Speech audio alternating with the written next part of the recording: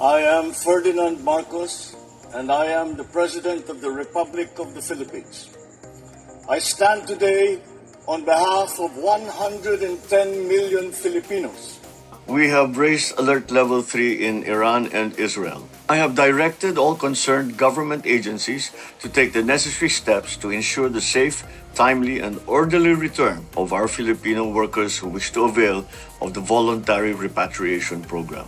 Secretary Hans Kakdak is in Amman, Jordan, and is scheduled to receive the first batch of 26 repatriates from Israel at the King Hussein Crossing. In Israel, we have already provided food packs and financial help to our kababayans. Many are staying in our migrant workers office hostel with more space ready should it be needed. We are processing over 200 requests for repatriation, and we are moving quickly to bring them home, while others have opted to remain at work. We continue to monitor our OFW caregiver who remains in hospital, stable but still on oxygen support and a ventilator. We are in touch with her family and are making sure she gets the care that she needs. In Iran, our embassy is preparing for the repatriation of an initial batch of 8 Filipinos in the coming days. Upon arrival in the Philippines, they will receive immediate support from the government, including 150,000 pesos in immediate assistance, some accommodation, transport, and livelihood support with training vouchers to help them recover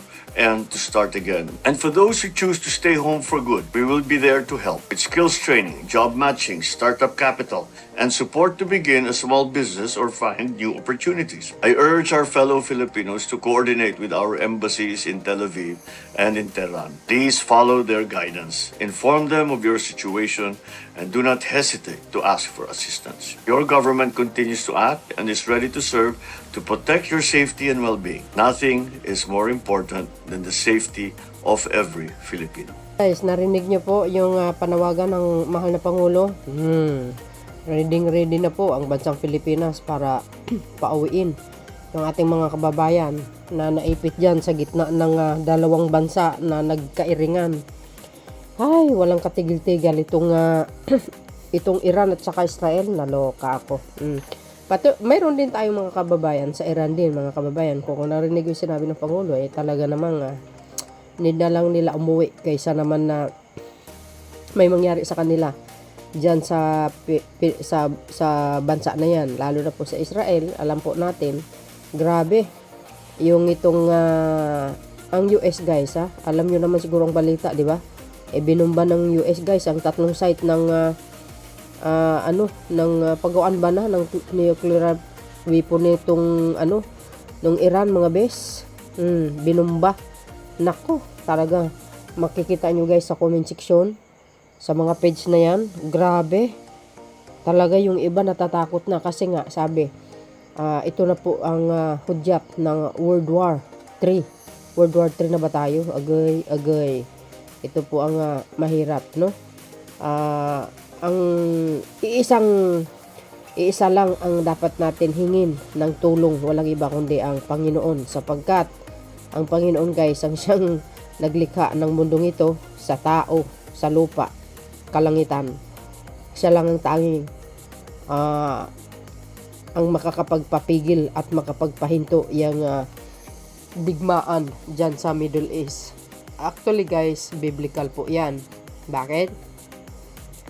Sabi kasi mga kababayan doon sa pahayag, ay ikot ko lang ng ilang sentence. Magkakaroon po sa huling araw, no, ng pagbabalik ng ating mahal na Panginoon ay magkakaroon po ng taggutom, at tag-ulan, kidlat, bagyo na malalakas, at El Nino. Ayan, nakalagay yan sa Biblia, sa pahayag po yan, no?